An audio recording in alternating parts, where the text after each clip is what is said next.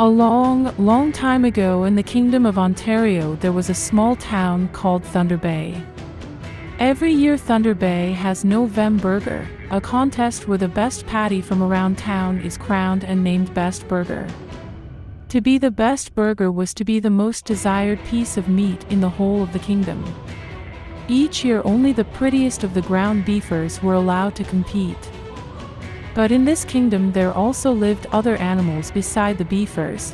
There were turkey and chicken and even fish. There was a fish named Joey who had been watching the contest for several years and believed he should be the most desired in the kingdom, and Joey wanted to enter the Novemburger. Why can't I be the best burger? Joey asked to no one in particular as he went along by himself. And he made the decision he would enter that contest and challenge what people thought the best burger should be. Joey called up his friend Cole. Hey Cole, will you be my side if I enter the Novemburger? Cole, who came from a modest background and had no discernible skills but was always down for an adventure, said, "Sure." Cole had been Joey's friend since the early days and was a ride-or-die kind of mother.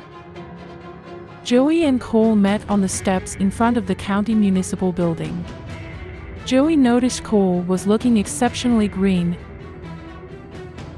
Damn it, I told you no partaking of the greenery while on the campaign trail. Joey said. It helps me function a little better. It's healthy for you. He fluffed the parsley nips that were hanging down. Joey and Cole got a registration packet from the court clerk's office to enter the Novemburger contest, and later that night they both enjoyed the greenery as they filled out the packet and planned to return it the next day. The court clerk was stunned when they returned 3 days later to turn in the packet. You know, only the finest patties compete in the Novemburger, she said. And nobody has ever had a side like coleslaw. Yes, ma'am, I understand that, but there is no rule against it in the regulations. Besides, Mrs. Clerk, we all know what defines a sandwich lies between two things, the breads. I think I can impress these judges with my meat and change how this whole kingdom thinks of a burger. Joey and Cole then set off to learn what it meant to be a great burger. First they went to the burger barn, the home of the beefers. As they entered, the barn door squeaked and everyone turned to look at them. Joey was amazed at all the different colored beefers. There were blonde beefers and red-headed beefers and brunette beefers, all with shiny teeth and great big tails. Ladies, ladies, ladies. Don't worry, the fish has brought the greens. And he pulls out a large bag of parsley nips and tells the DJ to turn the music back up. Joey and Cole mingle the night away. They can't help but admire the large tomatoes that each beefer has and the way their lettuce highlights their patties. The next morning, as Cole and Joey made their way back home, with a stop at the Waffle House first. Man, that was awesome. They party all night and still look amazing. I can see what they get to pick each year. Yeah, but did you notice they all have big tomatoes and the little patches of lettuce? I can do that, Cole. I can get those things. And they set off to the vegetable patch to meet the gardener, a fellow trained in the arts of things like big tomatoes and green parsley snips. That's how Cole knew him.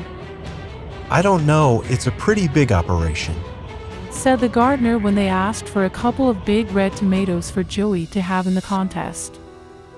What do you mean? asked Joey. Well, I put a lot of work into my tomato growing operation. You see, each plant I grow from seed, and I use the latest in hydroponics and nutrients to enrich each tomato to be the best. I can't have an operation like that and give my tomatoes away for free now, can I? I need you to do something for me. Joey thought about this, and as it seemed like the basic free market concept, agreed to the gardener's terms. What can I do for you? I need you to go talk to the turkeys. They've been holding out on their deliveries of manure for my operation, and I need this fixed and deliveries back on time," said the gardener, and he handed Cole a baseball bat. Throw in a bag of your best nips. Maybe we can peacefully talk to them. Share the love. The gardener did so. "One love," he said as he gave Cole the bag. One love, baby, said Cole in return. The fish and coleslaw entered the turkey pen, and the feathers ruffled. The turkeys seemed on edge, and Cole held up the baggie. Don't worry, my friends. We bring you doomy snacks. The leader of the turkeys came over to them. "You are the fish that has entered the Novemburger?" That's right, said Joey. "Come, I must give you the secret of my people. It will help you win."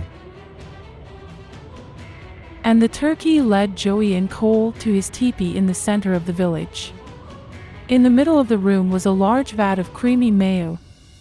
"This is aioli, a spicy mayonnaise, long ago created by my people. You must give your judges much aioli between their buns. Spread it thickly so it drips down their chins and covers their faces. Its goodness will amaze them." He handed Cole the recipe and wished them luck. Joey asked the turkey to make sure the shipments to the gardener were on time, and the turkey assured him the issue was resolved. Joey and Cole then returned to the garden.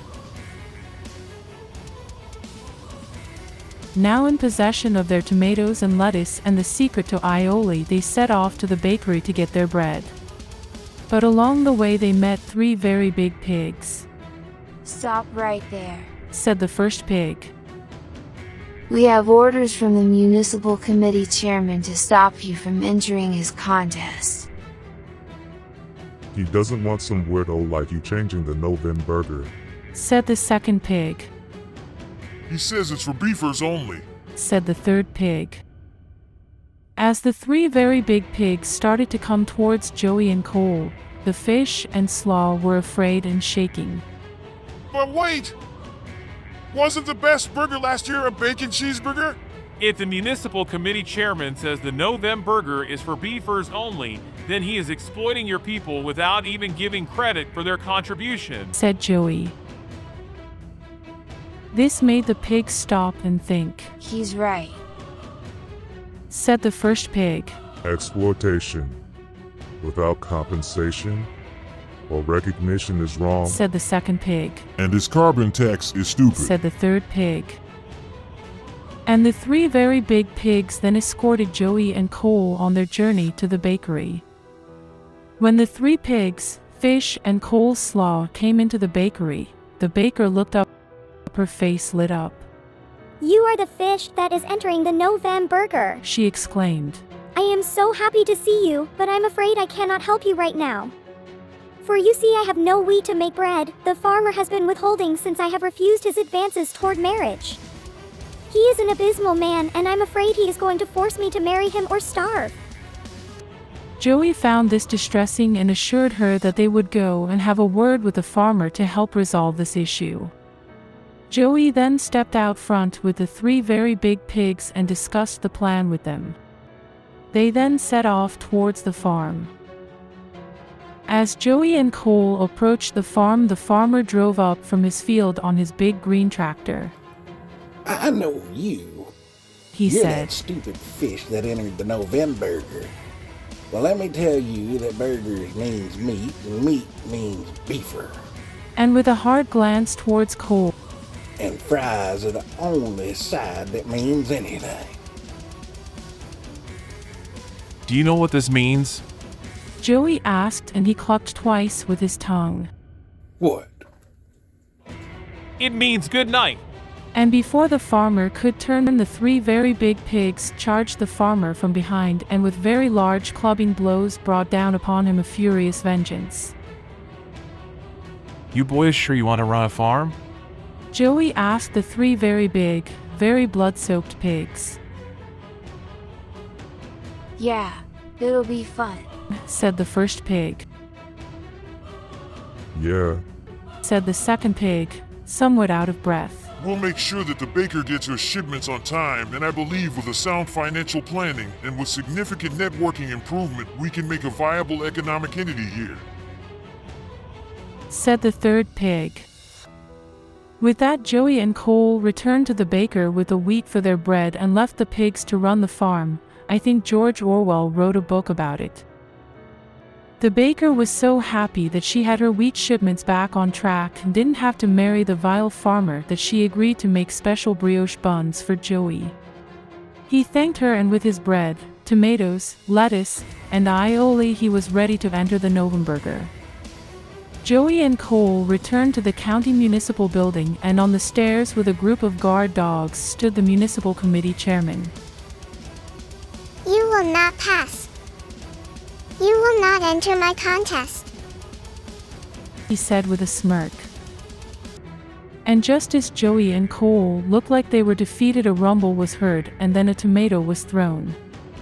Joey looked over his shoulder and saw the gardener, armed with heads of lettuce and tomatoes, that he was throwing at the chairman and his goons. Behind the gardener, the baker ran with her rolling pin held high over her head, swinging it back and forth like a battle axe.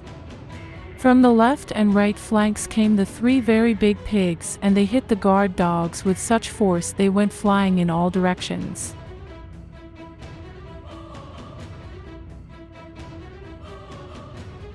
Okay, you can come in. Please give me mercy. He was trembling and noticeably scared.